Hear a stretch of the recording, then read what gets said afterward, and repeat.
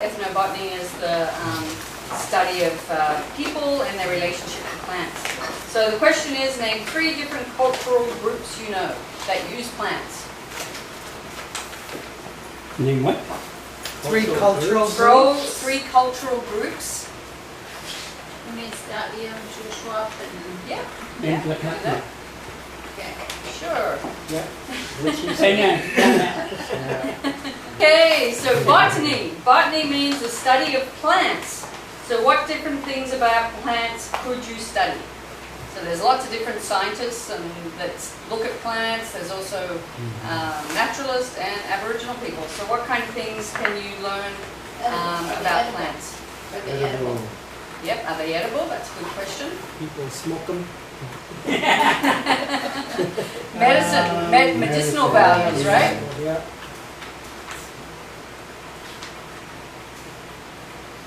And just, you know, there's a lot of scientists out there that just study plant identification, you know, and there's some people that just look at fungi and that's all they study their whole life. So, you know, you can look at the plants in a broad spectrum, but you can really narrow it down to whatever your interest is.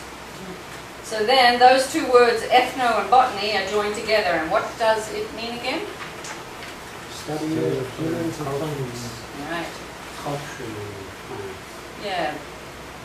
It's pretty well the interaction of plants and people. Interaction. Are you on a page or are you just reading out This one anyone? here. Yeah, one here. Okay. It says 3 on there.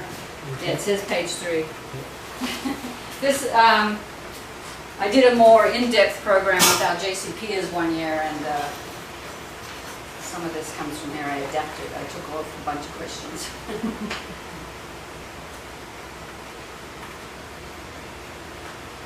Okay, is there anywhere on Earth that plants do not grow? Nope, no, in the Oh, desert. right. Yeah, some people will say the Antarctica, but no, because there are plants Oh, there. what about the desert? Yeah, cactus. Yeah, there's lots of little plants. Yeah, there's certain grasses out there. Sometimes there's fungi. So we talked about plants becoming threatened, you know, and can you list a couple, like 2 reasons why they could become threatened or extinct? Climate change. Climate change is one. And other plants? Invasive plants, yeah. Invasive. Yeah, that's another reason. And then just people going in there and burning it all off and then. Yeah, and you know, over harvesting is another big thing. So that's why we talked about the ethical harvesting of plants, which is really, really important. And what type of items are made from plants? Gotcha. What? What kind of items? You got clothes, jewels, digging sticks. Gotcha. That's what I said. Huts. Houses, yeah. Yeah. Medicines. Coffee. Yeah, coffee. Hey, Eat the that's the coffee. most important one. That's the most important Yeah. food. Well, pretty well if you walk through every aisle of the supermarket store, on every shelf there will be something that was made from plants, even all your household cleaners and yeah. So list 1 native plant of our region that is harvested for making of commercial products. Making commercial products. I see in jams, like Saskatoon jams. Yeah, you've seen that, yeah. And then aspirin used to be made from the willow water. Comes from the willow. What is it? Aspirin, yeah. Aspirin, yeah. From the inner bark. Yeah. And then, of course, there's the interior Douglas fir, which is used, you know, for building and all that kind of thing. Yeah. So there's lots.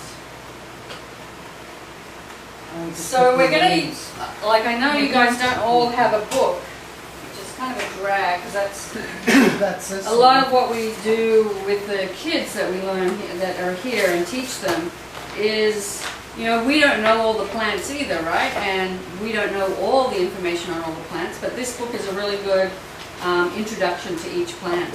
And so we get them to learn, you know, how to look up the plants by family, by tree, shrub, forbs and grasses. So this book is all broken down into that.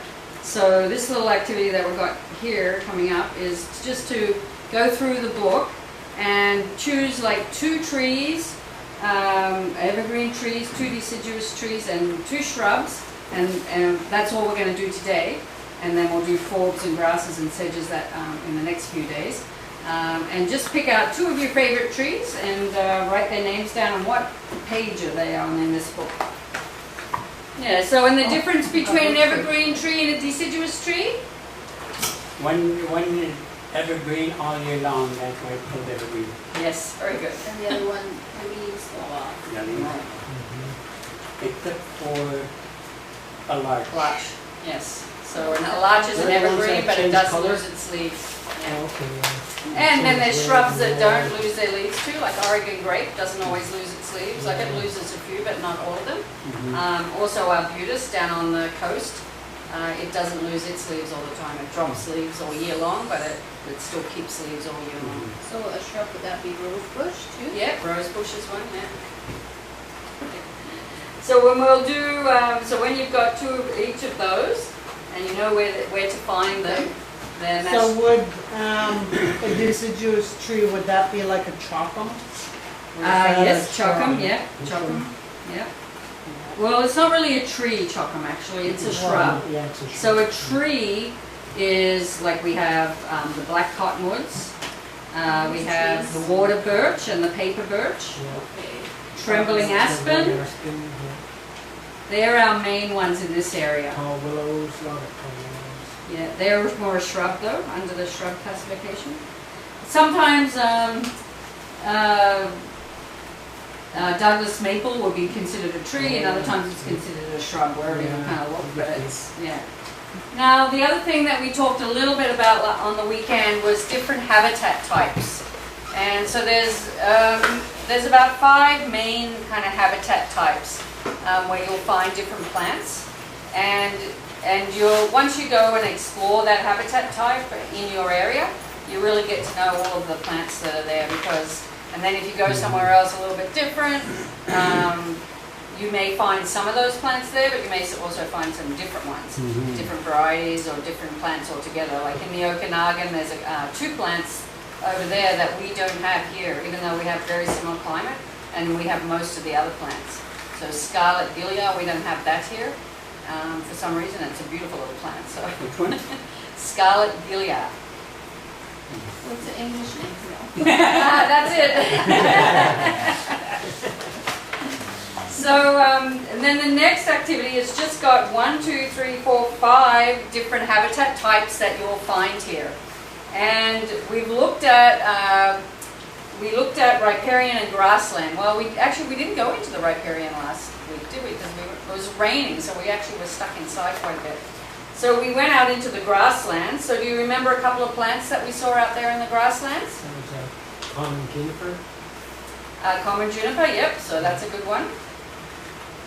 sage. And some sort of grass. Sage. And Sage. John Blue. Dry, wasn't it? joint wildray is the tall one. Yes, that's our biggest grass here in our area. And the other one that we see that's the most prevalent grass in our area, bunch grass, it's blue bunch wheat Oh, grass. Wheat grass, yeah. So if you write that down, Blue bunch what?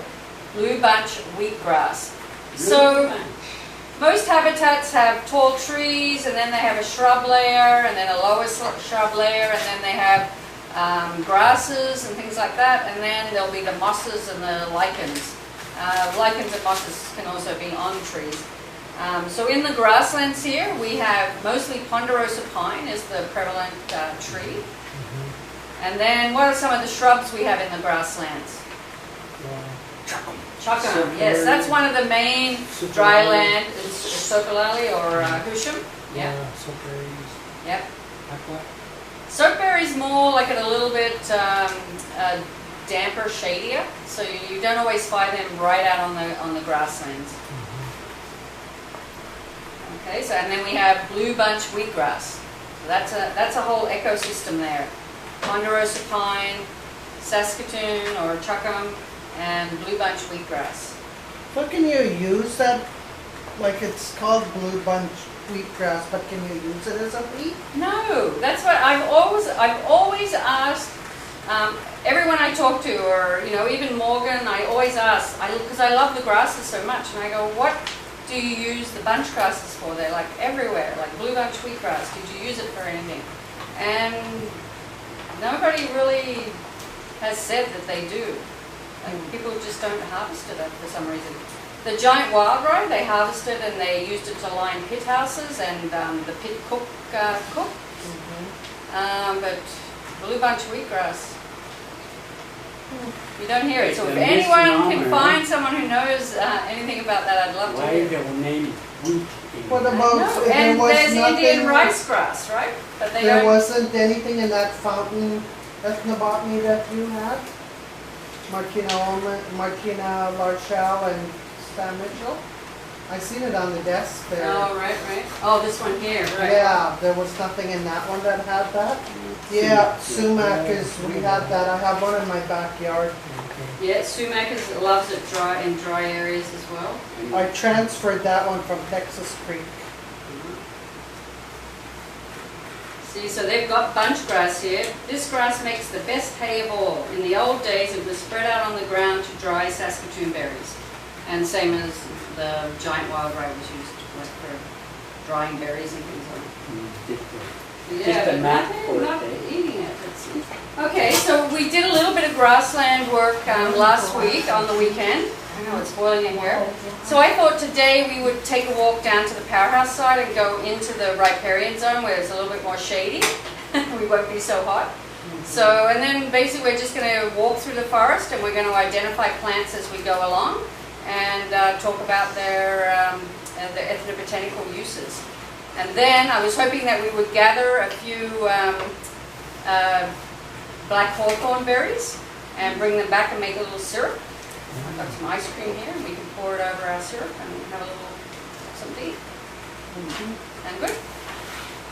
Okay, so there's lots of berry plants down there, but there's also Indian hemp and the black cottonwoods.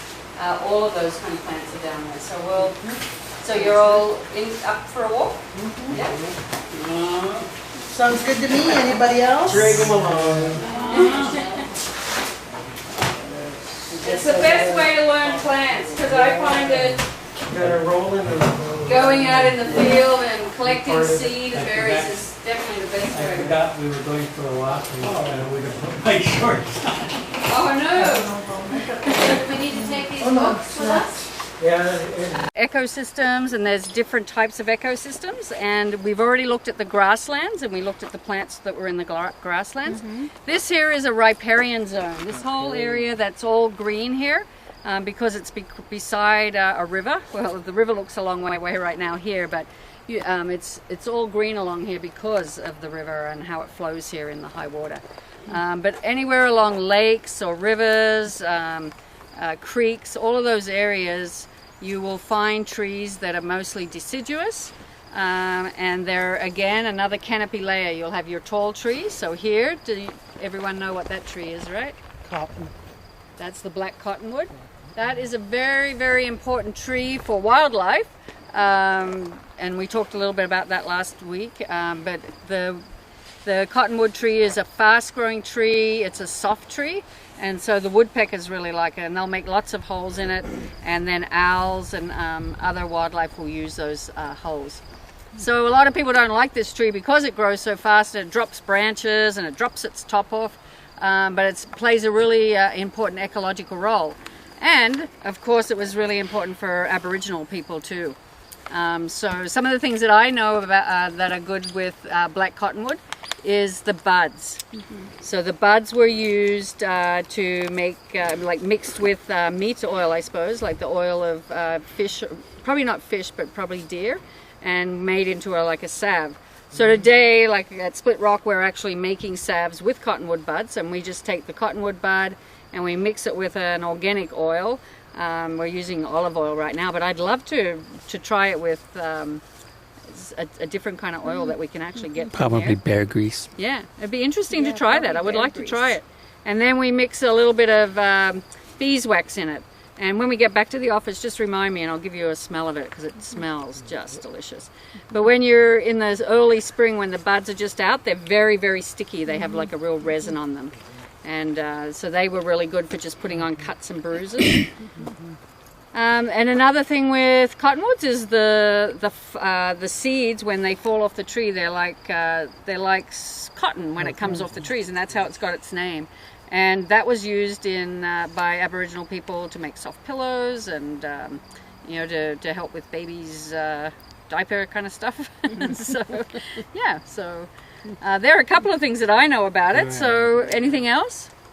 What was Des saying? They used to use the cottonwood for canoes. Yes, because it was canoe. Yeah, because it was a light wood and it was really buoyant, so it was really good for canoe making. Yeah, they would use the ones that fell over and already rotted out a bit. Yeah. It was easier to work, I guess. Right.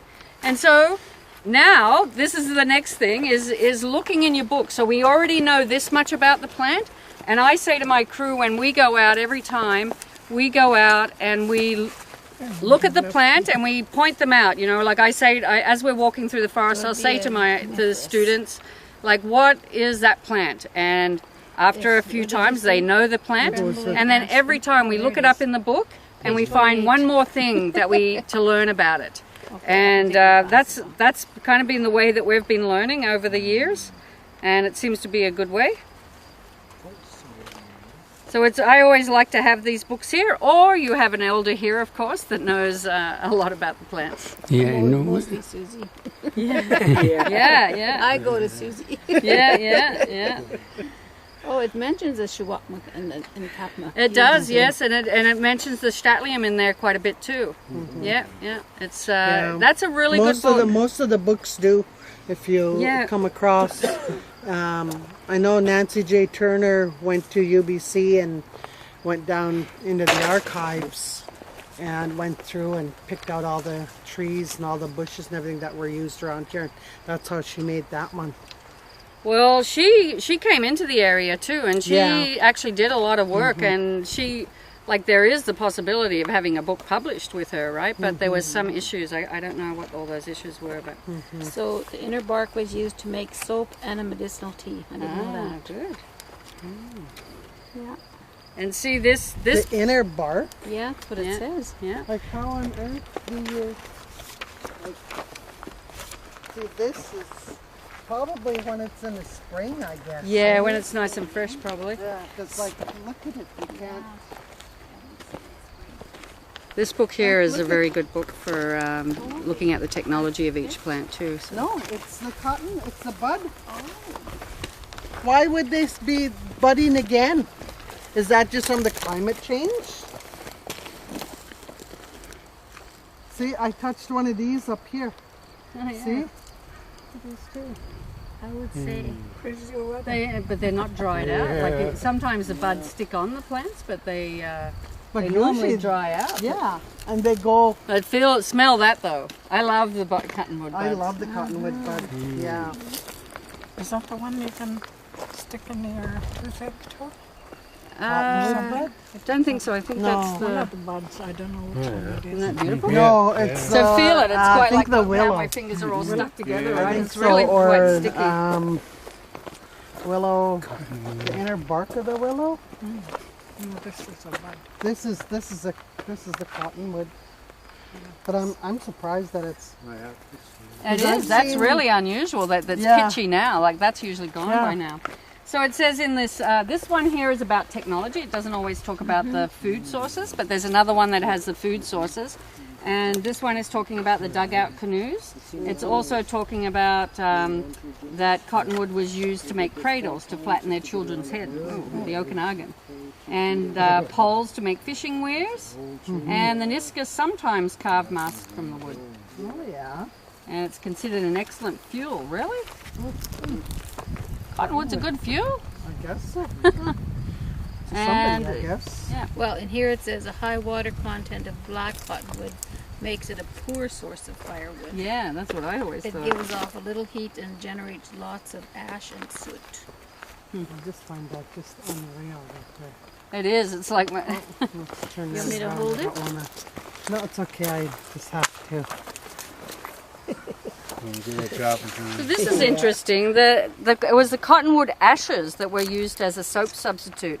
The ashes were put in a can of water and then let sit overnight. The next day they poured off the upper layer of liquid into another container, strained and bottled it. A small quantity of the fluid placed in the laundry was said to act like lye, which is the what you put in soap. Huh. And See, that's a new thing I learned. and right today my son is in Kermuse Yes. in Chopka, and they're rebuilding a dugout canoe. made of Oh, are cottonwood. they? Oh, fantastic. And they said it's the longest one in the Okanagan, 26 feet. Wow.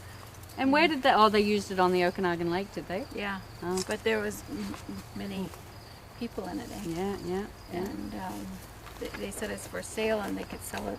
Whoever owns it, they don't own it. But anywhere from $3,000 to $10,000, depending what they do to it. But I saw it on Facebook, and it's just beautiful. Eh? Yeah. Yeah. Wow. Couple And was it days. a cottonwood tree that Yeah. was already hollowed out?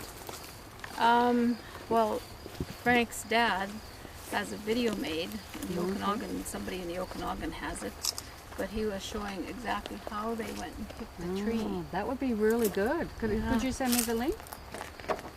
Or do you know? I'll You try can to just find it. probably just can Google it. Okanagan that's cool. Nation Alliance, maybe start Okay. from that.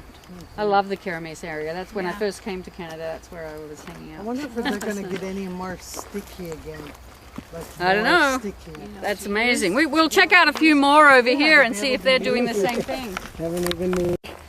So this is a plant that can grow on the dry land, kind of on the edge, but it can also grow in the riparian area.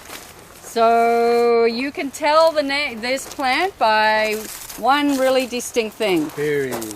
So look at this. No. Well, berries for sure. They got this here on it. Oh, So a They big got a thorn. really big thorn on them. See? Paul? okay. See?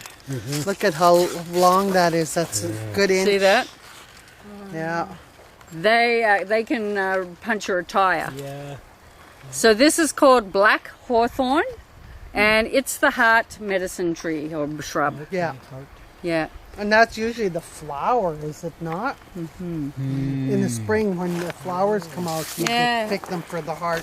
I think the berries are good too. Yeah. Yeah. Are they? So this is a Okay. picture of it, and these are the berries on this little guy. And see how the leaves are. They've got this. If you take, well, this is when you can pick samples. And when I'm out in the bush, I just use my ID guide and I actually put it where I. But what I do is if I see the plant and I want to press a part of the plant because I don't have a part of the plant, or if I'm doing forbs, I usually take the whole plant. I'll actually find it in the book and put it right in that space. So when I get home, back to the home or to the office, I can just take it out, already know the name of the plant, where it is, and just put it onto my drying, onto the plant press. So these berries are, the berries were very important. They were considered to have medicinal properties against diarrhea, and the bark was also used to treat diarrhea and other stomach pains. And the thorns were used for fish hooks. So I can totally see that, eh? They're like, and they were also used for probing blisters. So if you had a little blister and you wanted to pop it, you could use the thorns to do that. And the berries and possibly the flowers were good for heart medicine. But taking a little bit, like I was thinking, I've got a recipe for making a syrup out of black hawthorn berries. So we could pick a few as we go along. Oops, we've got to bring a bag. Always bring a basket with you when you go out into the forest, because you'll always find something. If you're a person that's really interested in the plants and the trees, you'll always find something. Whether you just want to take a plant sample home, or you pick some berries or flowers for tea like yarrow and things like that. You could be out and about in the lower area and all the yarrow's gone, but if you go up into the alpine, the yarrow will still be blooming. So. You can still pick it. So It's also, you could use it to pierce your ears. oh, really? Yeah, the thorn. Yeah. It makes good tool handles and weapons. Okay, because it's a very strong wood. Yeah. Yeah. Yeah, they also said You want a white thing on consider there? the fruits to be good against diarrhea. Diarrhea, That's yeah. what she said. Yeah, wasn't it The talking bark about was used to the... treat diarrhea, dysentery, and stomach pain. So it doesn't, I hadn't said anything about the heart there. That's interesting because it's the heart. Heart Yeah, the plant. flowers you can Yeah, use. yeah. I'm just surprised that it's not saying. Doesn't say. Yeah, not in this one, but there are Yeah. other ones. I have them in my other one that I usually Yeah. pack with me. Here is called Canada Wild Rye, and it's really distinguished by, by its flower here, and all these nice little tentacles kind of coming up. Pretty, and it's the only grass that really here, like a bunch grass or a ryegrass, this is that actually grows down in the riparian zone. A lot of these other grasses that you see here are actually invasive grasses, orchard grasses. Blue wild rye. This one is Canada Wild Rye. Yeah. Giant. So giant wild rye, we'll go and have a look at a few plants up here because this is a great site for giant wild rye. So when we swing back around, we'll go and have a look at that. Yeah, I think that's a Canada wild rye. Do you want to put the look at that?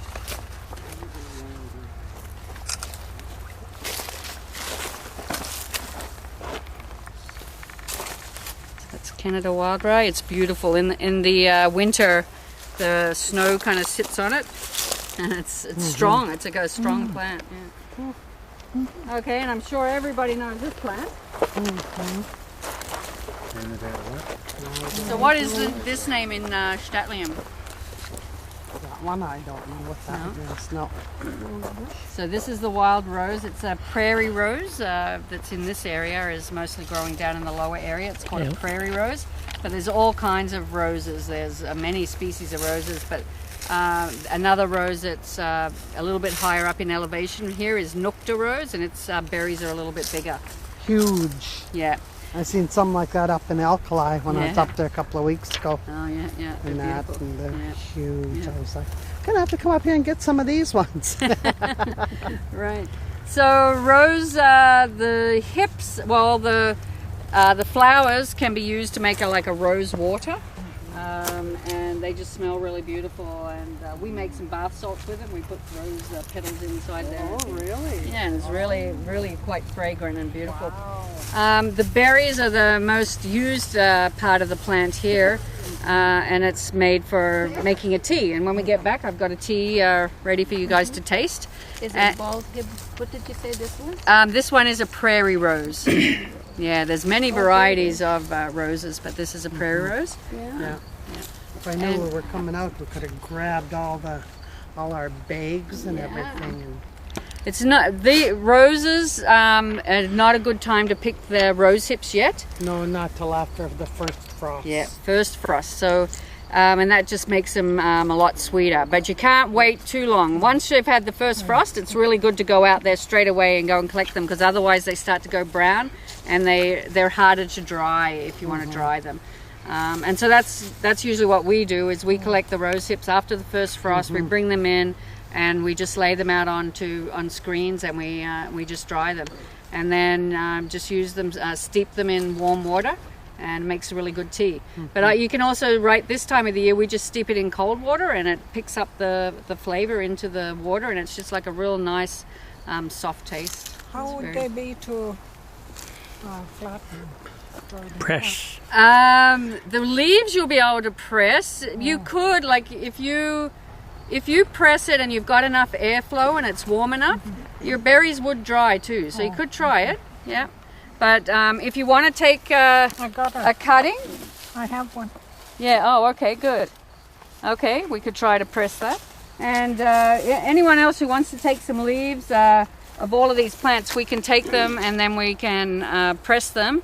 And basically we put all these logs and boulders around and stop that, and just left the one road. But people still every once in a while try to get through, and they don't get too far, but it's really amazing how much the plants have come back into that. I'll show you where the party pit place was. I don't know if anyone ever partied at the pits, but so this one here, you know what this one is? That's the Indian hemp, isn't it? Right, that's the Indian hemp. Oh, really? Yeah. So this is Indian hemp, and Lucky I have pants on. yeah, and that's a seed pod. Oh, yeah. See the seed pod here? Indian hemp. They're two big, like pea-like pods, very, very long. And when you when they open up, they're all fluffy seed inside, and they just blow out on the wind. These Oh, are like really? shorter than the ones in Kamloops. The Kamloops ones are like, Oh yeah, well Yeah, they they're the probably, if they bushes. get more water, they'd probably grow higher. Is it a shrub? This is a shrub, yes. Okay, so what is like? And this we're is Indian looking- hemp. It was used for making rope and for the nets, for your fishing Cordage. nets. Yeah, cordage, yeah. Well, it's kind of like what we did with Desmond with that other one. Yeah, I have a tall. I took a tall one home with me, yeah. and that. So that's what these are here. So they're little That's- babies, yeah, yeah. And Because I they're- was just looking at them over there, and I was just kind of. yeah, and over here they're all being run over by the car, but they're pretty tough little plants. But they're very picky, you know. We've tried to grow them in some places, and they just don't take off at all. And then in other places, they just like take So right what off. do they? What do they do? Like I see some dead here, and that, and do they? Yeah, so they die down. Like these will all lose their leaves in the fall, and they'll die down. And then some of them they sprout back up, and they also grow on runners. Like they have runners, and that's why they're a very important plant for restoration work, because they kind of hold the soil together. And the seed is beautiful. Like it's a beautiful seed, and when it opens up, it's even. It's got this beautiful kind of curl to it. So yeah, Oh, really? Huh. yeah. So it's a really nice plant. So, And so let's- when I'm gonna will look they? this up. When will those flower? They flower. They've already flowered, so they flower later. And see how we've already collected a lot of the seed that we collect over the year.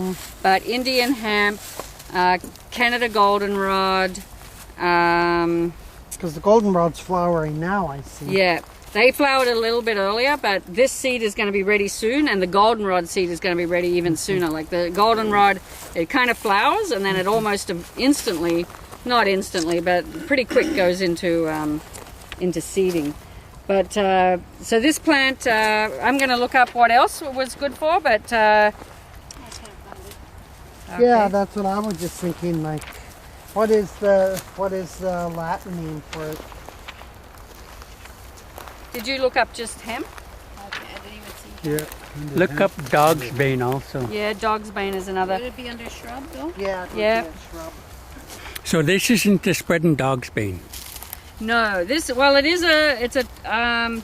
spreading dog bane is, you'll see a lot of it growing on the slopes, on the dry slopes going up the Bridge River Valley. Okay. They're all growing on those sandy kind of banks that are sliding down and actually holding those banks up a little bit. And they're growing really well there this year. And so they grow a lot smaller, and they spread a lot more, and they have a different color flower. These have kind of a whitish flower, and the spreading dog bane has a pinkish flower. I think that's right. For ID, I just find this a much easier way of I doing was it. trying. Okay. And the other ones have the pink flowers. So see the bundles of cordage that's been made from it? These ones? Yeah, yeah. And we actually had Candace come down and show us how to do that once. And basically all she does is just uses her fingers and just pounds that stuff up, and it just makes it, yeah, just like what you're doing You there. can go like this. Yeah, and it just starts to get in and roll up and make that cordage. It's pretty amazing. Yeah. See? Yeah. See? That's what that does. I mean, And see the picture there of the cordage? Okay, so here Yeah. you go. Hang on to that. Okay. Is that right? Do I point this thing, or which thing do I point? Yeah, you're looking here. Oh, okay. Oh, I'm looking at it. Okay. Do you? Maybe you can take it. I had enough technology problems. I like plants. So you can split it like this, I'm trying to make them both and then work. go like this. Technology and Yeah, I know. We got to. Taking the top layer every off. time I go Yeah. out, I woody usually part. usually I bring And then- bags with me, and my Like- books, like my that. camera, Yeah. GPS. bags. No, I just bought my GPS, so I just learning how to do that one. So it says here So that it gives- Indian hemp was often used with other plant fibers such as silverberry, willow, and sagebrush in making garments. And they sometimes spun it with deer hair as well. Interesting. And it was the hemp fishing lines were treated with a mixture of lodgepole, pine, pitch, and bear grease to prevent them from kinking. Yeah. They sometimes colored the lines And with then you green would rub leaves it or like older this. bark dye Yeah. to make them less conspicuous to fish. Huh, that's pretty cool. Yeah. Yeah, so that's how Candace showed us how to do it. It was just twisted. Okay. Yeah. There you go. Go. And so we did a little summer program with. Smoke that. Yeah. It's not the smoking kind of hemp. We did a program with kids, and they made little handbands for themselves okay, yeah. out of it. Yeah. It's the brown-eyed Susans, and a little wildflower, and these little ones down here are showy aster. So this one here is showy aster, and this one's already flowered, and it is a brown-eyed Susan. You know, the one with the yellow rays and the brown. This one Yeah, here, you know which these ones plants, they are when have they're- rough These here. leaves, yeah. This here is spike-like goldenrod. So it's another part of the goldenrod family, but it's a low grower and it only grows this tall, and it has like a yellow spike that comes up and grows out of it. Yeah. So this is brown-eyed Susan here. Brown-eyed Susan, right here. These are little brown-eyed Susans too that are going to flower next year. So was that the same? Yeah, a little bit different. Is this the same kind of a bush as that? Yes, this is a rose. This is a wild rose, like a prairie rose. Look at the berries. The berries are red so much earlier than normal. Yeah. Yeah. I've got It's like it's lots of almost that like in we're my going to have an backyard. early winter. Yeah. But then someone just told me that we're going to have a big long Indian summer. So I don't know. Well, they're saying on the news we're going to have an El Nino. Oh, really? Yeah. About it before, right? Yeah, that's the goldenrod. Yeah. So this is a Canada goldenrod that grows. It can grow quite tall. Like you'll see a lot of it at the spawning channel right now, and also coming down Station Hill, you'll see a lot. And it makes a really great yellow dye. Yeah. Brownies and greens, whatever mordant you kind of mix with it, it will make. Yeah. And there's more of the Canada Canada wild rye behind it. Oh, yeah. It will be a flower.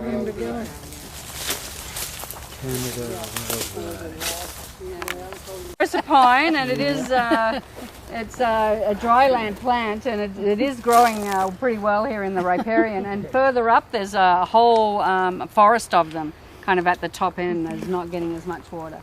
So yeah, it seems like it's tolerating this. It's kind of up on a higher ground. The water kind of comes through here when we have high water. It'll come right through here. Yeah. Because there used to be a asphalt plant here and a salt plant for a department, like BC Hydro leased it out to Department of Highways, and apparently they were supposed to clean it up, and they got to a certain place where the contractor said, oh well, we've run out of money, and so they just dug big holes and buried it. And so when we came along, we were kind of trying to decompact the soils and everything, and we were digging up like the size of a dump truck load of that stuff out of there. It was We horrible. got concrete slab over there. So there used to be a railway that went right across here. BCR rail, it went right in front of the Cayush Band, like right down through there. And then it came across the powerhouse side up the top, and then went right across the river and then swung around and went back up. Really? Yeah. Yeah. I have some really good pictures of that. Way back when. Yeah. And it's, there's a really good picture of when they were taking it out, and I don't know why they were taking it out, but the lumber was so solid. It was a real, from Douglas fir, like beautiful old trees, and so it was really hard wood. and they were having a hard time. They were going through so many saws trying to cut out the beams that eventually they just decided to blow it up. And so there's a picture in the archives of the bridge being blown up. You would never be allowed to do that now, but it was like... So there's still a few old timers like George Vanderwolf, he remembers that. So if we walk down through here, we'll see a few other different kinds of plants. Does this look like a tree?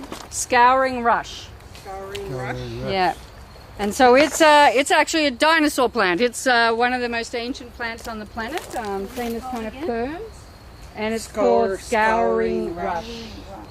And it's really high in silica, which is really good if you make a tea from it and drink it. It's really good for nails. And if you make a rinse of it and put it all over your hair, it makes your hair shiny. It's also, the reason it's called scouring is that Aboriginal peoples used it to clean pots and everything. You know, they would take a whole bunch of it and just rub it against the pot.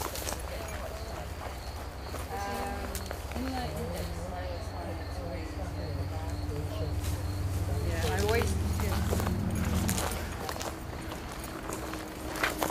Okay, so why was it called Scouring Rush? Scouring rush. Oh, sorry. It was called scouring rush because Aboriginal peoples would use it to scour their pots clean and things like that. So it's high in silica, so it's a tough plant then, eh? Yeah, and it's a dinosaur plant. It was around in the dinosaur time, so it's a very ancient plant. Is it older than ferns? And it's kind of in the same area as ferns. Like that's how ancient it is. Yeah. And Wani was telling me that in some of them, if you get them, and that there's like some of them that are still around water that aren't dried out. There's still like a drop of water in there, and and you can use it in your eye. Really? Yeah.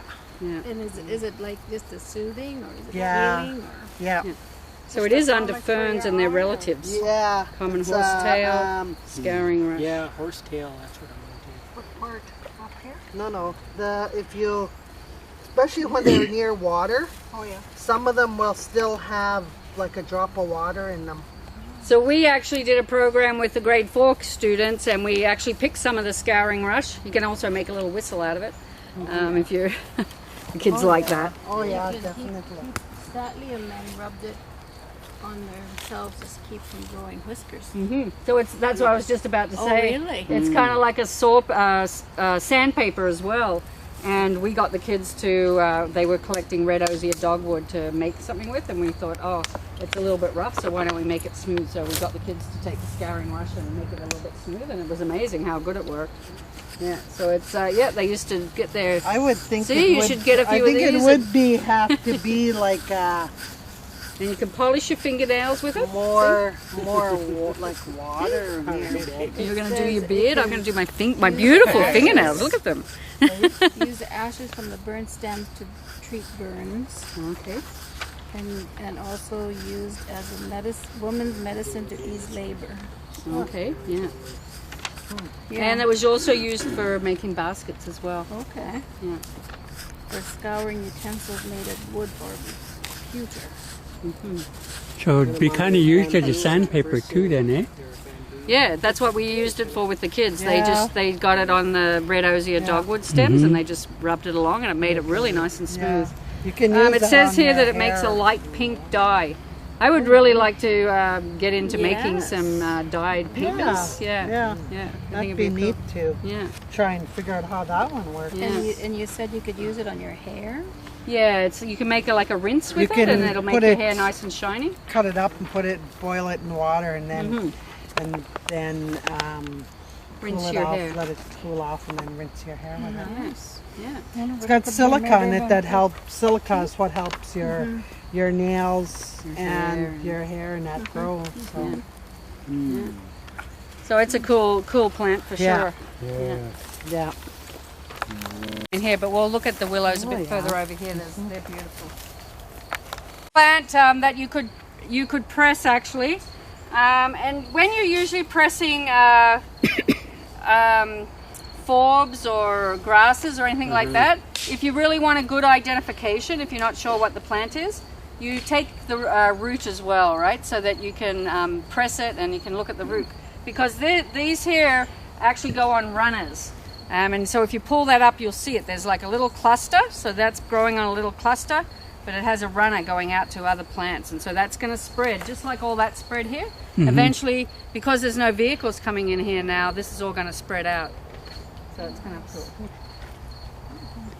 Boy, that's lots of plants. Oh, yes. Yeah, that's a lot. Yeah.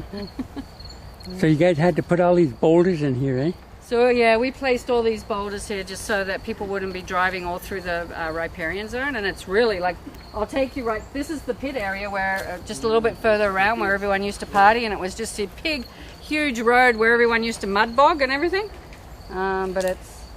And we planted a lot of these, like these are cuttings. So what you do is you take a cutting from the branch of a cottonwood tree or a red osier, dogwood and willow. They're the three main plants that we use for cuttings. And you just put it in the ground and then they'll grow. And that's, you know, a riparian plant. It's a good way for them to do that because the river comes up, you know, knocks them over, and then they'll start and they'll sprout again. So are these cuttings you're trying then? So these are cuttings too, but some of these have died. Yeah, they dried out, so. Looks like this one was starting to grow, but then it died, eh? Yeah, and then it tried to sprout again, but then it dried out again. Yeah. So you plant lots of cuttings because you do lose a lot, and then you hope that some of it will still survive. So, you know, this one's a willow, and this one here is a red osier dogwood. So see how it's come back from the bottom of its cutting, and it's still surviving. Same with that one too, eh? Yeah. Yeah. On the bottom, Yeah. And little cottonwood doing the same thing. Yeah, they're fairly tough. So this used to be one big major road through here, so it's coming along. This here I can show you when we get back to the nursery, but it has white little flowers, and it's called tufted prairie aster. But we're going to look more at the forbs a little bit later. That is in the books. As long as you remember the name. Yeah, every page till I find it. Yeah. Well, what the best thing to do is that you take a piece of the plant and you actually find it in your book and you put it in that page. It really helps. And then you can even actually take a picture of it on the page where you've got it, and so you see the name and you see what page number it's on and all of that kind of stuff. So it really does, like if you go out, always take your book with you, and it's just a nice way to keep reinforcing what the plant is, because you know there's so many thousands of plants, you know, like you're never going to know them all, and it takes a long time to, you know, if you're overwhelmed with, you know, 20 plants in a day, like how many are you going to remember? You're probably going to remember a couple. So it's really important to keep coming out. So this here is willow. This is coyote willow. And we have another type of willow here, wolf willow.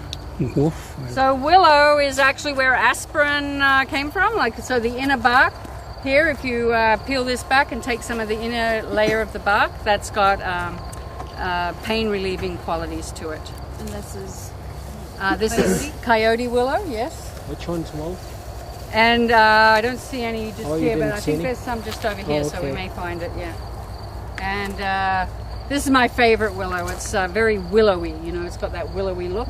But again, it's a shrub, but it does grow quite tall, you know, like if you look over there, that one's growing quite big. Like, so depending on how much water comes in here, and again, this is where water, when it's high water, the water comes all through here.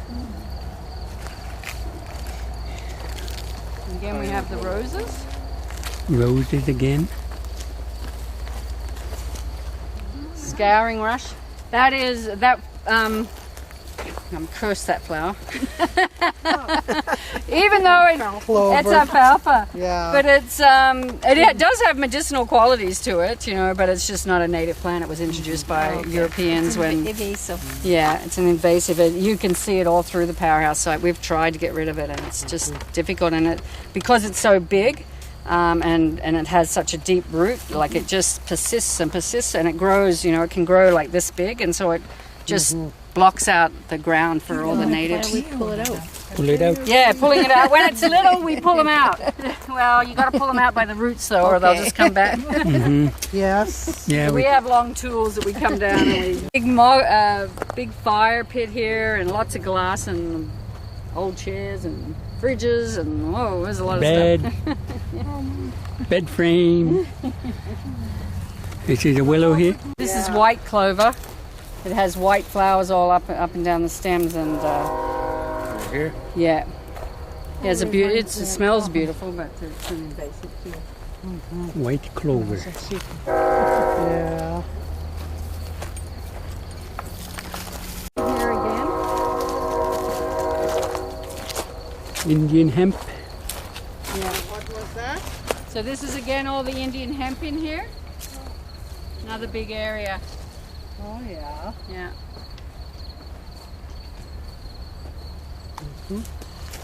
And see, it's such a beautiful plant. Like, see how red it is too, and it keeps a bit of this. Yeah, it's really beautiful. So if a person was going to plan to make some rope next year, they'd come and pick it this fall? Yes, you would want to come and pick it pretty soon here, I'd say. Yeah, before it freezes. I'm not sure if spring is a better time to pick it or not. Tufted prairie aster. Is that natural? Yeah, that's in a little native aster. Ooh, nice. Yeah, it gets full of white flowers. Is it prickly too? On this side. No, it doesn't feel. It looks like it's prickly, but it's not bad. Like, it's not a bad Yeah, 'cause, plant. it looks prickly. No, yeah, it does look prickly for sure. So there's quite a bit of it in here. Oh yeah, there's quite a few in here. Yeah. Tufted prairie aster. Tufted. Tufted. So probably if you look up aster in your book, and then go underneath aster, and it'll have tufted prairie aster. I don't know if it'll have it in this book because I don't think it was probably used as a tool. Yeah. Tufted white prairie. Yeah, there it is. Yeah. 123. Morgan's giving Oh yeah. Celia or something. False Cecilia? On For that side. Cecilia? Celia or something. Oh, and for Azalea. Oh, yeah. It's a beautiful plant. We're growing some at the nursery. But it's more up in the higher elevations. I don't know what it's good for. I couldn't run across any information. They'll tend to overtake garden beds. Oh. They'll tend to overtake garden beds. Oh, Best left in the natural. Yeah. Oh, look at yeah. Here's where all your pines are, eh? Yeah, so there's a whole bunch of pines mixed in here with the riparian plants. honey. Yeah. And then we have... so we have this one again. Do you remember its name? Hawthorn. Yeah. With this one here. So it's black hawthorn. There's another one here with a bunch of berries on it. Ah, good. We want to pick some, right? So who's got What's the that? container? We Right forgot here. the container. Oh, That's a wild I rose. just That's got So that's wild prairie rose. rose. I'll have it Don't here. know. Yeah, be careful. The wild rose, you get poked. I'll take a drink of my water. This is a great little area for black hawthorn. Like, it doesn't always grow in big patches like this. It's very sporadic across the We landscape. got has lots a down container. Texas Creek. Yeah. Susie made a Like- container. Oh, Down- she did. down Good the for her. ranch. Okay, there's some more over here. We have a ranch down there. Yeah, I know. That's Yeah, it looks like swampland, eh? It is. okay. Leave Yeah, water. the water comes way up here. To come and lay down. Everything's flattened. And we had a wildlife camera up here for a while and was kind of monitoring it. So that's a bear bed there. Yep. Okay. We're not sticking on there. Just to show you how tenacious plants are, and I don't know if you've seen, like in Russia, after they had Chernobyl happen, and a lot of people left, and this big town now basically has hardly any people in it, and the plants are just growing everywhere, all throughout the city, up through the pavement, along And every time I come through here, it kind of reminds me of that because it just shows, like this used to be a big road that people would mud bog in. And we haven't planted in here at all. It was just all come back in by itself just with having the road closed down. But there did used to be a little trail up here. So let's see if it's still there. Should we find the trail?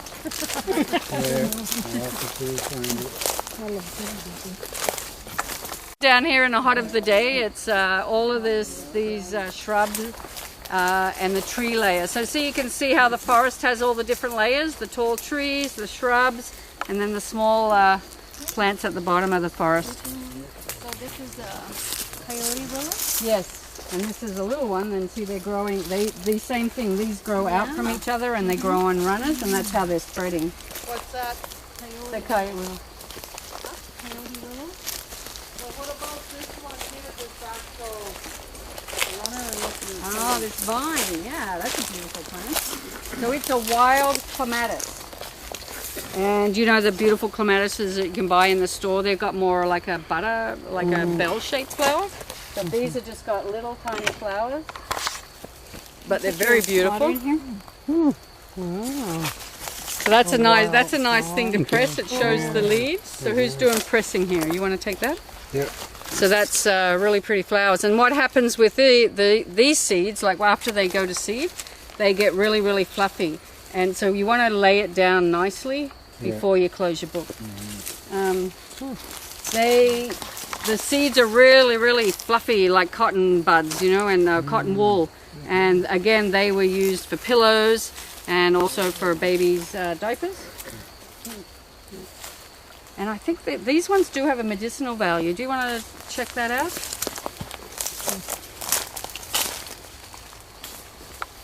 I forgot what it is now. Well, I think it might be a diuretic that we... It's called white clematis. Clematis. White Yeah, so clematis. probably if you look up clematis, C-L-E-M-A-T-I-S.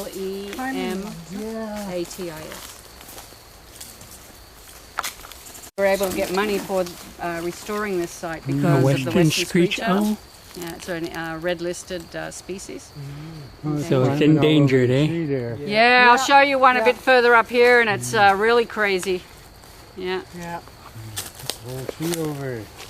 Yeah, it does.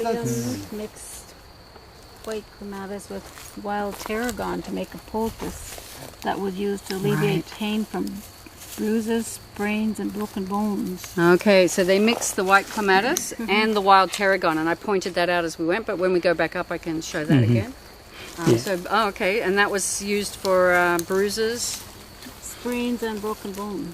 Broken bones. So probably a poultice? Yeah. Like probably making a tea of it and then putting it on your... And the Okanagan used the bark to weave mats, garments, bags, and other items. I'm looking through it up too. We better get out of this forest. Different plants growing here, like this one here is a showy aster coming up. I haven't seen any yet. Oh, there's wild asparagus just up here. Oh, there's a yarrow. See? Oh yeah.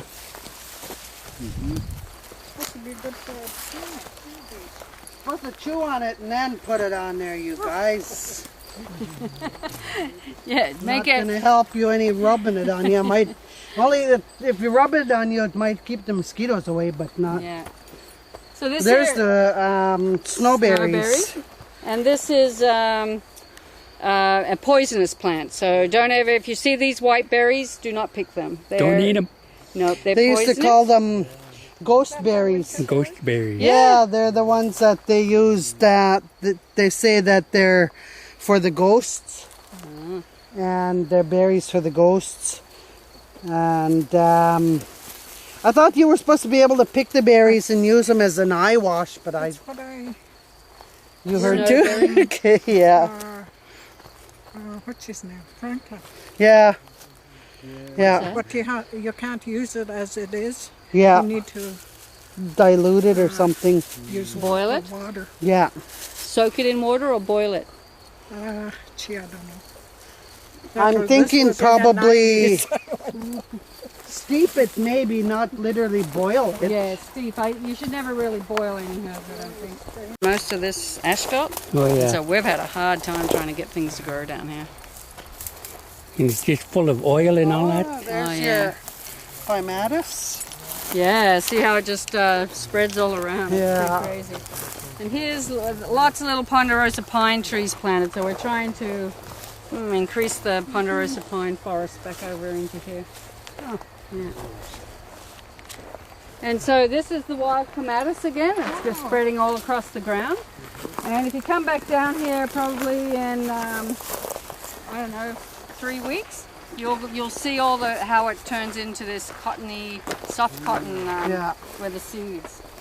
So this here is giant wild rye.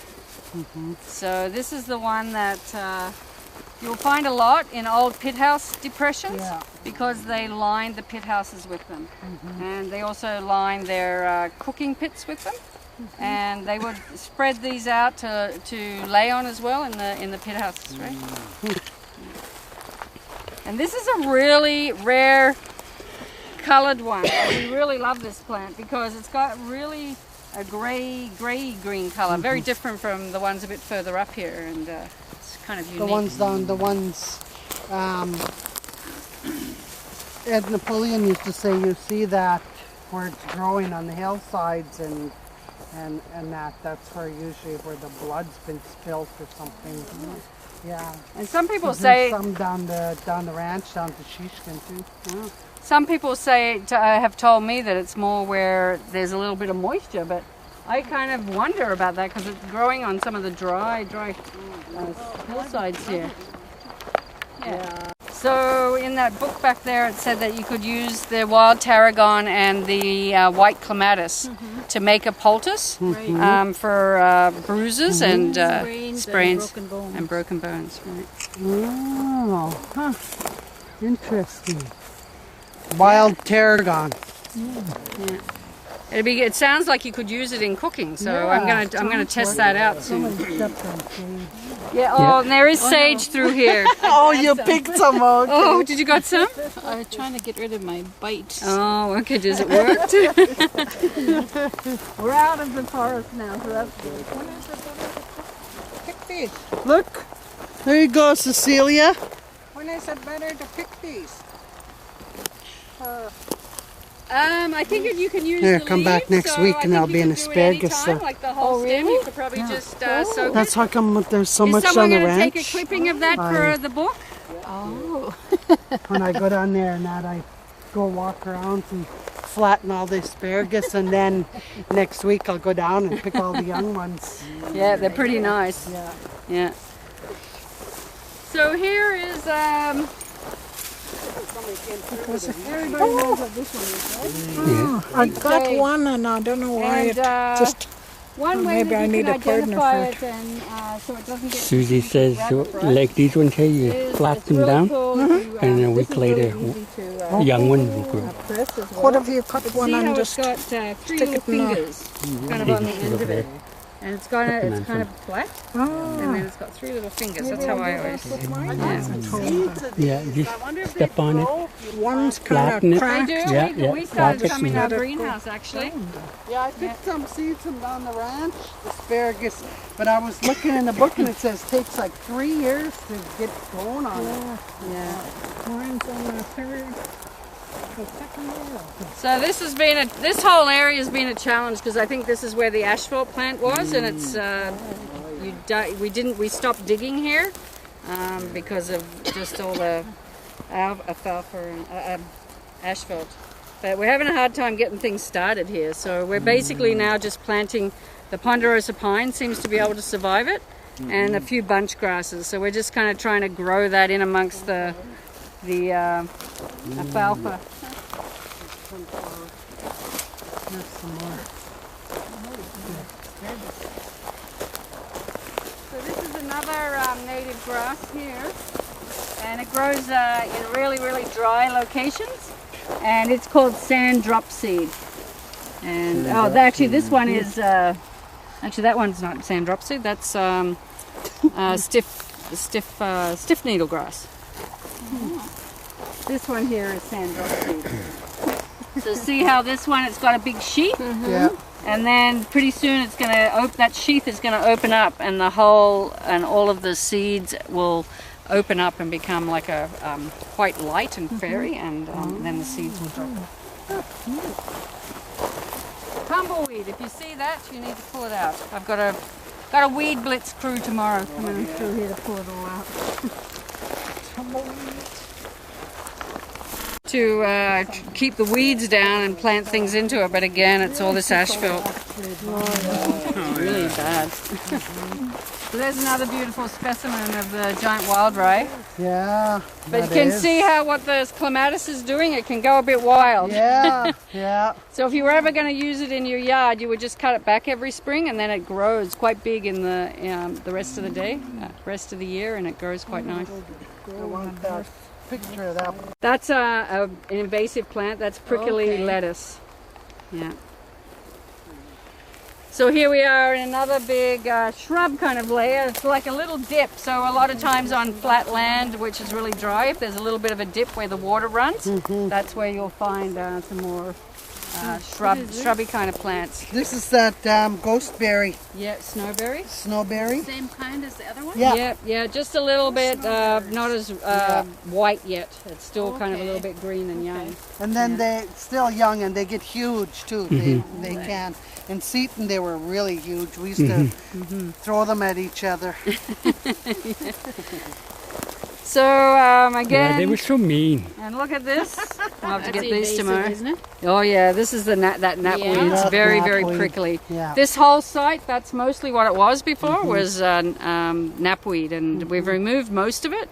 This is probably the last little patch I've seen. So Well, Nelson was talking about them finding 3 little bugs that they put in hacklet yeah, to get rid of those. yeah, and we have those too. There, Okay. there's a little 2 bugs that eat the flowers, and there's a bug that goes into the roots, and they help control it. So yeah, Yeah, they're counting the bugs. yeah. Anyway, this here is Indian rice grass. And again, I always thought, oh, I wonder if they made rice with it, rice grass with it. But, Indian rice grass. yeah, Indian rice grass, and it's a really pretty. Who's got the white? Oh, here I've got the white paper. If you take a look at the,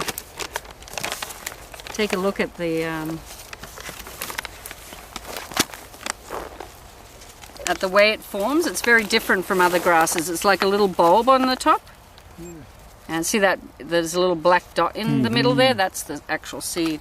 These are pretty grass too. Yeah, it is a pretty grass. It is a really nice one, but it's an orchard grass that they throw out Oh, you're kidding. along the highways, and it's called crested wheatgrass, and it's actually encroaching into our grasslands. Invasive. Yeah, it's not as bad as some, like this cheatgrass. It's all around, all on the bottom. It's got a nice grass in the front there that This here, yeah. this is a crested wheatgrass. It's not a native grass. I know, but it looks neat It is against pretty. there. Yeah, they're pretty colored. So I took Yeah. a picture of it like that. Yeah, it's nice. Oh yeah, mosquito buzzing. Climbing all over. I was just seeing that they usually have. I was just trying to see the choke cherries. Oh, the bear probably ate them all. Yeah, that's fine. Oh, look, A few left on here. they got a fence growing down here. Yeah. So this here is a choke cherry tree, and the cherries are usually on a long kind of hanging branch there. Beautiful white flowers in the spring as well. So those are, Nasty smelling flowers in the spring. they're very beautiful though. People can those berries and dry Syrup? them and make syrup mostly, yeah. But a lot of But people add lots of sugar. Choke cherry is the first syrup they used for colds. Papers, they kind of come down here and then Yeah. they come across the site like this and then go up that way. It's like a real trail that they use over and over again.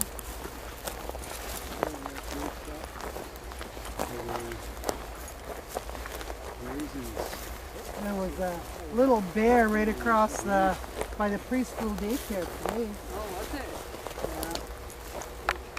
Pictures, maybe, what do you call them? We first started here to provide some structure for the birds to sit on, so that because they bring the seeds in and they poop them out and can increase the plants. So we actually monitored them for many years, and yeah, we had lots of things using it, and twice we had birds nesting in it. So we had flicker family, and the one that was a bit further over there. So it was kind of nice to watch. You know which one this is? That's the rabbit brush. Yeah. So this one is rabbit brush, and it has beautiful yellow flowers. Like pretty soon here, there you can already see them starting to turn. And so they're very different, you know, like, so these ones have like the 3 little fingers and they're flat, and These are more needle-like. yeah, these are more like a needle. So these would be really good to press as well. Okay. The flowers are good for kidneys, Kidneys. especially children's.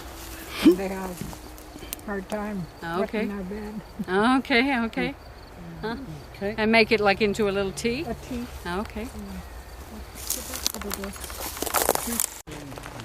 Golden what? Golden aster. Yeah, so here's one with a little flower still on it. They're right now they're going to seed, right? But that's they usually flower for a long time too. They start in late spring and they go all the way till now. And they can make a big rosetta, you know, if they're in the right place. Douglas maple. Douglas maple. But this here is a wild raspberry. What we could do now is just go for a quick walk around our demonstration garden, and we can take a look at some of the plants there.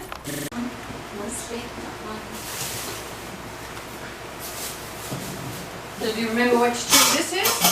It looks like a pine. Ponderosa pine. Yep, that's the ponderosa pine. And you can tell it because its needles are open and kind of airy. The branches are more open up. And the bark is kind of like a jigsaw shape on it, and it's more reddish and yellowy color. And the needles, how many needles in a bundle? 3. Yeah, that's right. Good. Oh, Oh, sorry. this is a refresher. Refresher course, yeah, just to see if because I find that if you go out in the field and you come back and you look in your books and you look on pictures online, they start to really sink into your head what their names are. And so this is really good for toothaches. Anything else? Infections. Yeah, infections. Yeah. Is that what they use for the boats?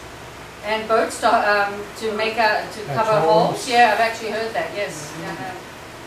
And this is making the needles are so long, like very different from a lot of other pines. Like the whitebuck pine has very short, stubby stems, but these guys have quite long stems, so they're very good for making pine needle baskets. And that's a little bat that's hiding in one of the crevices on the ponderosa pine. And this tree, Douglas fir. right, that's the Douglas fir. And when you look up close, that's why photography is really good. Like if you get a camera that's got a setting on it that's close up, it's pretty easy. Just get an automatic camera that's got a close-up setting, and you can go right down. And when you see them, and see how it's on, that is on snow, but that's how I got the idea to take pictures sometimes on white. And then when I print them off, I can actually write on the paper too what the name is. So I find that's really cool. You didn't do it with this one. No. Okay, and one of the things we talked about that was a use for that's been used for millions of years is fir tip tea. And just taking those new shoots in the early spring and steeping them in water, or even steeping them in warm water, and it makes a really nice tea, which is also really high in vitamin C.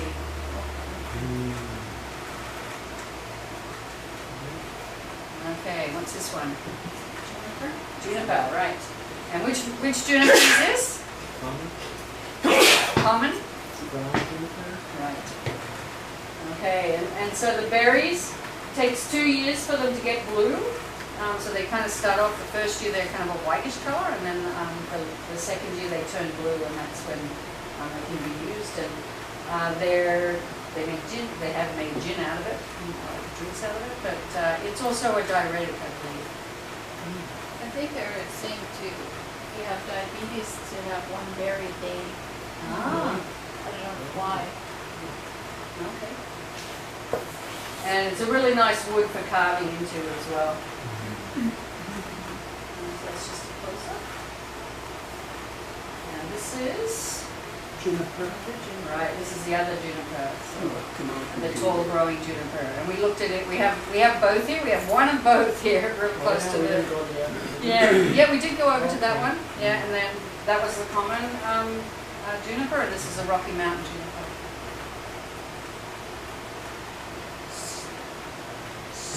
Yeah, that's the cedar. And so that's a riparian tree. You won't really find that on the dryland grass areas. You'll just find that in the riparian area. And so, of course, it was made for weaving baskets, skirts too, I believe. Smudge, yes. It's good wrapped up in the smudges for a smudge. Yeah, and I see someone local is making those hats right now. They're really nice. Yeah. And I think, Did you learn how to make that? Sunny Leo? Oh, yes. No, he's got a fender. Put that down so Oh, okay, yeah. I know who that is. What did you say, Celia? Locally. Sunny What Leo. did you say? What that? me, Yeah. I see people make flowers. Oh, yeah. Oh, okay, Yeah. yeah. Out of the little cones? No, The root. I mean, the Oh, at the root. Oh, the bark. bark. oh, okay. Yeah, actually found it on YouTube. Ah. And this was our other pine that we have way up in the Alpines. This one that we have a display about, which is endangered right now. It's all getting a blister rust, which is too bad. This is up in Downton Alpine. And I walk here off the high street. And you can see the wildflowers in the foreground Yeah, here. Those are just looking at meadows them, and yeah. meadows of wildflower. In the spring, we should try and organize a spring alpine walk. Yeah. That would be a really nice thing to do. Yeah. Wow. And this is just showing the difference of the whitebark pine. They're a lot more close up.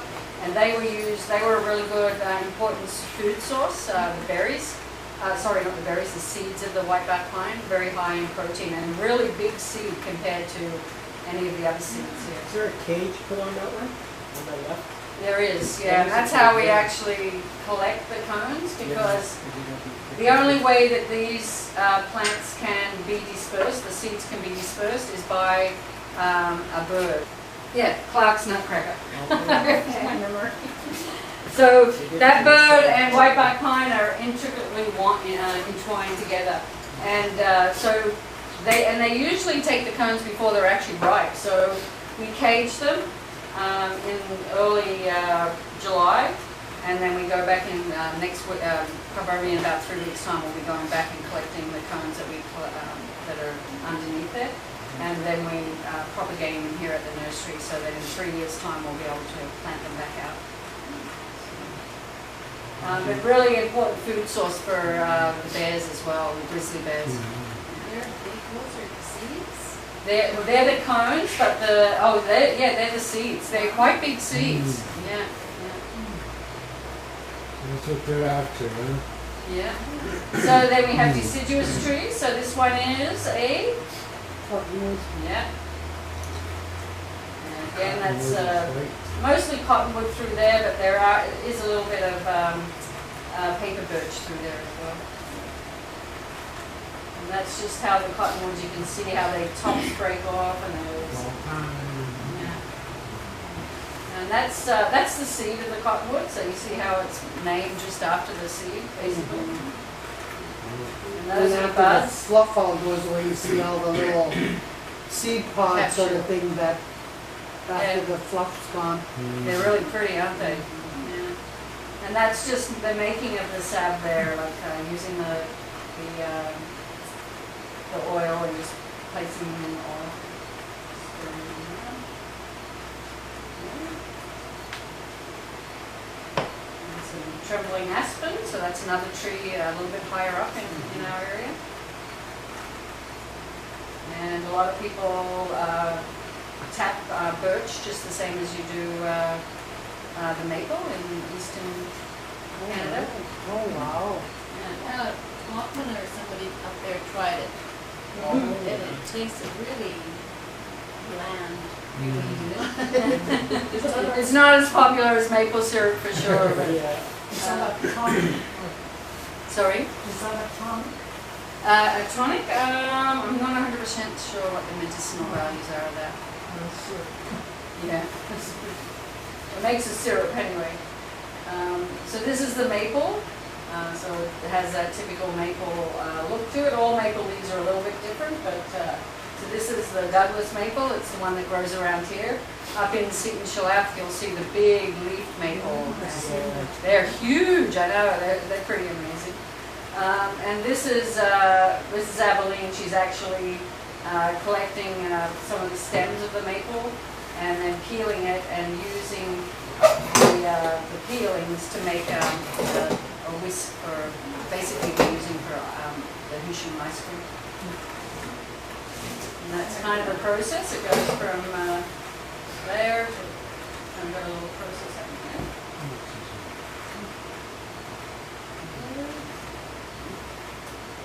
Okay, this one is in the spring. We haven't seen it like this yet, but this is a Chocolate.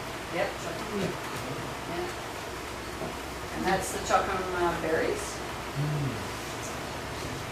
So they look a lot like an apple, right? So they got that little thing at the bottom of them. And it's, So there's a bunch of different varieties, isn't there? there's the Statlium say that there are 12 different varieties growing just in this area. And if you go around and taste test all the chuckum in this whole corridor, or even just in this small area, there's a lot of differences. And they grow up pretty well at the same time.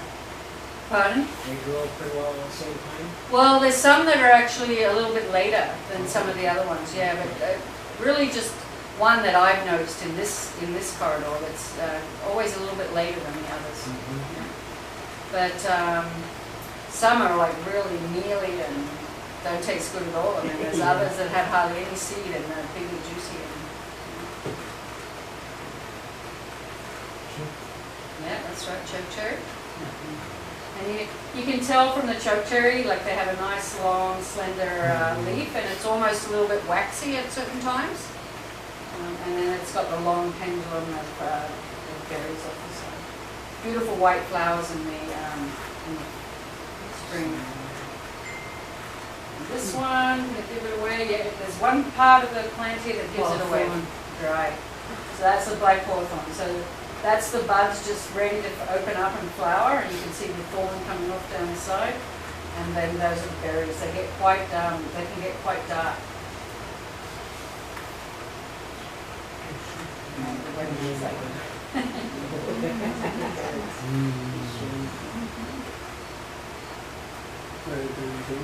So this is considered a shrub too. Sorry? Wild Oregon grape. Yep, so that's Oregon grape. It makes a really good dye as well, and The roots are yellow dye. yeah. And it's also a blood cleanser. The roots? Yeah, yeah. Oh, There they go. And they're the berries of the Oregon grape, and you can, people have canned them and dried them as well, and you can mix them with chuckum. And the chuckum was actually traditionally mixed with with Hushin and these guys. It added that sweetness to it. So how, is that a shrub? That is a shrub. It's a low-growing shrub, and it's pretty well an evergreen. Like its leaves stay kind of green most of the year. Sometimes I'll get like little brown tips from the frost. So how come that one was red? It was in the fall. Yeah, just they change color. Yeah, they turn a beautiful color, but they still stay fairly. The leaves stay on there a lot. Grape first. Okay, what do you want to know? What Oregon grape? Yeah. What is its medicinal values? Medicinal. That's not Oregon grape. That's Oregon grape. Mm-hmm. Oh, there's tall Oregon grape. Yeah, That's it. I already have videos of these stuff. I can't find That's anything. rose, right? I was looking for Those are the rose hips, and you know what I was saying, like after the first frost, you've got to pick them fairly soon, because see how they're kind of getting all bubbly like that from too many frosts, and then some go black. So it's better to pick them, like don't wait, like after the first frost, you know, say, oh, well, it's time to go pick the rose hips. Well, some of those down there look like that already. Yeah, they're just from last year, still stuck on the Okay. stems, yeah. Mm. Yep, and that's our raspberry. We have one out on the porch Yeah. there in the pot. I Yeah. eat those every day. Yeah, yum. We're having the same thing. Yeah. And this here, actually don't think we've had a close-up look at red osier dogwood. So tomorrow we'll take a walk around the spawning channel here, and I'll point out the red osier dogwood. So it has a really red stem and white berries there. And it's a tall shrub. It can go quite tall, and it's a riparian plant. Yeah. So it's a shrub, but it's it grows mostly in wetter areas. So that's all up to Duffy too then? Yeah, I believe there's probably quite a bit up the Duffy. Yeah. I thought it was, when I first seen it, I thought it was a red willow. Yeah. Well, that's another name for it, actually. Yeah. Yeah. Some people call it red willow too. Yeah. What is So it? red osier dogwood. It doesn't look Red like a willow. osier Like the dogwood. leaves don't have the same look as a willow, but it has been called that before. Okay. Devil's Club. Yeah, we don't have this right here in this corridor, but just up Texas Creek there's some, and there are also some up the Bridge River Valley there, Yeah. up Yema. I run into a field 100 meters on each side of me. Oh, that, wow. Where you are? Yeah, no, So- not where we are now. It's a different area. All right, About 20 clicks out Yeah. is some, yeah. It's the Oh, whole, Duffy. Oh, I'm Duffy, yeah. yeah. Oh, okay. Where Oh, walking, yeah. Wow. I was about how to walk right through it. Yeah, it's got really high medicinal values again now. I think it's really good for diabetes too, right? Yeah. Is it tea And or- skin problems. Yeah. And you wonder why, because whoa, it's really prickly and Yeah. it's like it's dangerous to kind of to pick with I it. mean, even the underneath the top and Yeah, the leaves and underneath the leaves are all pricky. yeah, And they're right from the ground, yeah, all the way up. Yeah, Yeah. they're hard to harvest. Yeah. So how is it good for diabetes? Is it a tea? Drink it? Yeah, you it's would a make a tea, tea. yeah. Yeah. It'll have to be a tea. I know when we found out with Morgan that last time, but you know, if you were there, we went to the house. Okay, I got some of these. And A lot of people have berry patches out towards the Duffy Lake, out on the Duffy Lake road. And there's probably some down Texas Creek way, I'd say. Up higher, like up Might maybe up up here? higher. Might be up higher. Oh, sorry, they go so good with ice cream too, don't they? Last time I went out last year when I picked, I just, They're ready right now. yeah, they are. Sumac, and that's the one that we had the drink from last week. It was it makes the Indian lemonade. So we call it sumac-ade. Yeah, and it's got a very astringent taste, lemony taste. make it out of the leaves or what? No, Out the of red- berries. The red berries that Oh, come in the really? fall. Yeah, so we'll show you those. Tomorrow, remind me, we'll go out and have a look at the sumac patch here. And it's got quite a bit of the berries on it right now. And if you touch the berries and then lick your fingers, you'll really taste the lemony taste. It's really I remember the spoon. Yeah, where's the big spoons, my child? Yes, Yeah. we did talk about that last Here's one. weekend, is sumac. This is the wild sumac. If you go into some people's gardens, you'll see a really tall, thick-stemmed sumac, which I think is big staghorn or staghorn Yeah. sumac, something like that. It's poisonous, so you can't use it. So make sure, it's probably best just to stick away from people's gardens, even if they have the wild sumac, just so you're for sure that you know that. So if they're really tall, then they're the poison ones? Yeah, they're taller and their flower heads are huge and they're Are they they're red bark- too? Yeah, Yep, they're same. all They the look same. exactly the same except they're just Yeah. bigger. Yeah, mine's really tall and it's all It's like all bark and then just the top part's the leaves and, Oh, okay. and stuff on it. So that might be the poison one. It may be, yeah. I should pull it up then. I haven't used it, I just like the looks of it. But sometimes, you know, these will grow about this tall. But they're beautiful, and they, you know, they just have a beautiful colour in the fall. And these are the ones that you'll see. You don't notice them so much now on the Station Hill slope, but come fall and they start to turn this colour, that's when you really notice them. There's some really nice ones down down toward the Old Bridge. That's where we actually got our first seed from. So this is a plant we looked at earlier. It wasn't flowering, but it had that nice red stem. You make the cordage out of it, root. Indian hemp. Yeah. Oh, you guys.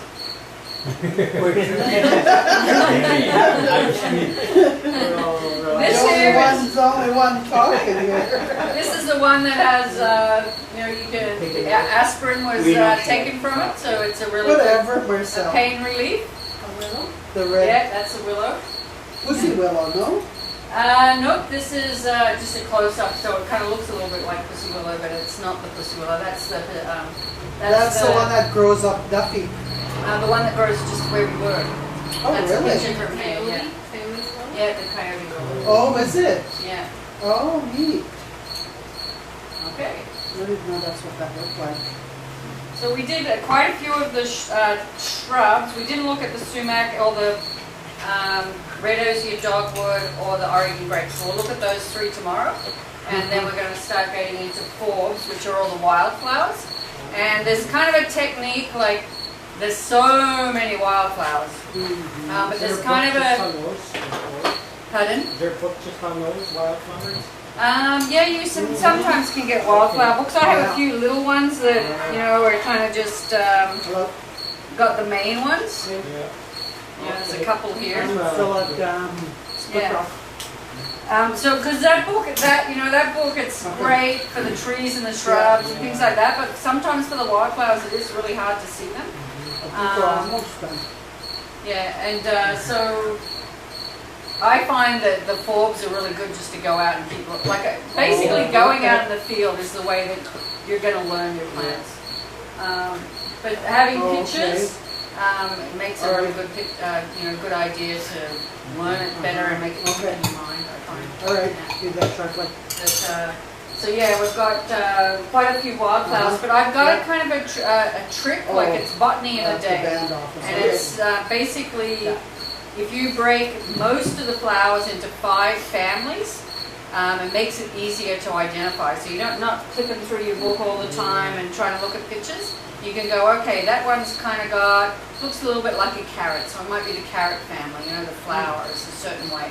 And so then you can look up in the book carrot family, and then you may be able to find it that way a lot faster. So it's a little bit of a technique on how to break some of your plants down into families to try and make it easier to identify them.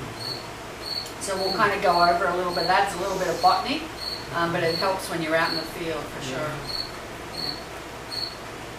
And then we're going to do grasses and other plants, so things like sedges and rushes. We'll probably go touch on those.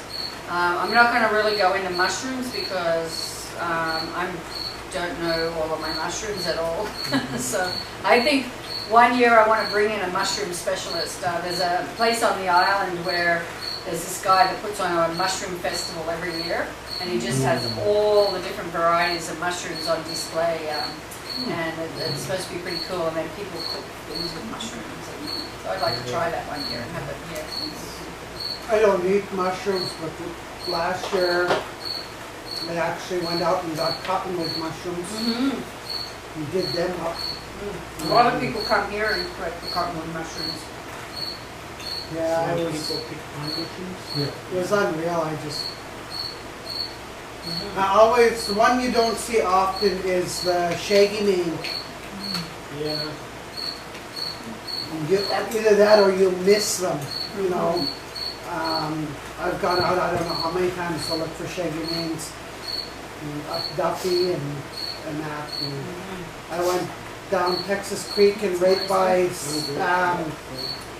the Smith's place there. Oh, yeah? Right in his driveway there was one. Oh, really? Yeah, and I was like, no, I'm going to leave you alone. You're the only one.